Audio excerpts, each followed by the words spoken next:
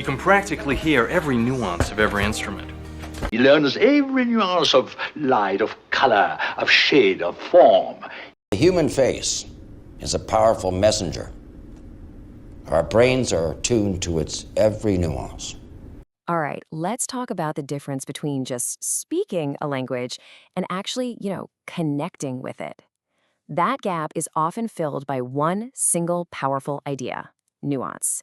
Think of it as the secret ingredient that adds all the flavor and real meaning to your conversations. So let's start with a really simple example. Think about this for a second. You're wrong versus I see it differently. I mean, they both get the same basic point across, right? You disagree, but they don't feel the same at all, do they?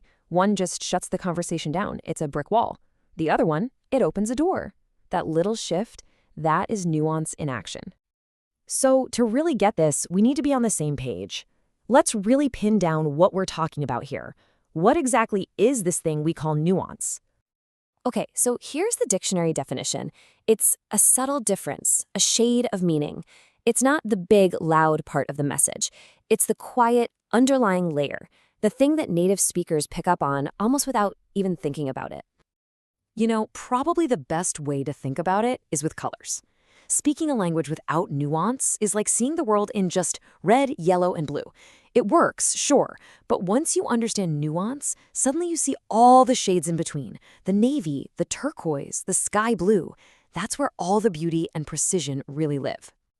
So where does nuance pop up the most? Well, the most obvious place is in our word choice. You'd be amazed how the specific words we pick can totally change the vibe of a conversation. Let's look at this. Cheap and frugal. They both describe someone who's careful with money. But if you call someone cheap, that stings, right? It's an insult. It means they're stingy. But frugal, well, that often sounds like a compliment. It makes them sound smart, responsible. Same action, completely different feeling. And here's another great one. A stubborn person sounds difficult, like they won't listen. It's a negative thing. But a persistent person? Wow, that's a strength we all admire. They're determined. They don't give up. The nuance here totally depends on your perspective of their refusal to quit. And this choice of words can make or break a discussion. That's a bad idea. I mean, where do you go from there? The conversation is basically over. But if you say, I'm not sure that will work, you're still disagreeing, but you're inviting the other person to solve the problem with you. It's collaborative. But here's where it gets really, really interesting. Nuance isn't just about the words you pick. It's also about how you say them. Your tone, the situation, it all changes the meaning. Okay, so imagine you say this to a friend. You've got a big smile, your voice is friendly and warm. That's an interesting outfit. In this case, interesting probably means you think it's cool, unique, you want to know where they got it. It's a positive conversation starter. Now, picture the exact same words. But this time, imagine saying them with a totally flat voice. Maybe you raise an eyebrow. That's an interesting outfit. Suddenly, it means the complete opposite. You're basically saying you think it's weird and you do not like it. The words didn't change, but the nuance flipped the meaning 180 degrees. And this leads us to the absolute golden rule of all communication. Context is king. It's everything. Who are you talking to? What's your relationship? What's your tone of voice? That's the secret code you need to crack to understand what's really being said. Okay, so now we get what nuance is. But how do you actually start to spot it and maybe even use it yourself? Well, let me give you a simple toolkit, a little mental checklist you can use. Let's walk through it. First, always listen for those specific word choices. Ask yourself, why frugal and not cheap?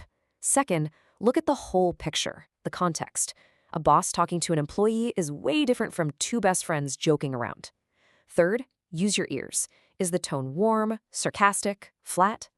And finally, this is kind of the next level. Listen for the gaps. Sometimes the most important things are the things people don't say. So you might be thinking, okay, that's a lot to keep track of. Why is this so important? Well, because mastering nuance isn't just a party trick for language learners. It's a genuine communication superpower. I mean, think about it. When you get nuance, you build real trust with people. You show them that you don't just hear their words, you understand their feelings. It's a huge sign of emotional intelligence. It helps you dodge so many unnecessary arguments and misunderstandings, and it lets you say exactly what you mean. If you take one thing away from this, let it be this idea right here. Learning grammar and vocabulary will get you into the country, so to speak. But learning nuance, that's what lets you build a home there, make friends, and really truly connect with people on a deeper level. And I want to leave you with a question to think about. Go back to your native language for a second. What's a tiny little detail, a word choice, a tone of voice that would totally fly over a learner's head? But for you, it changes everything. Because once you can spot it in your own language, you're on your way to mastering it in any language.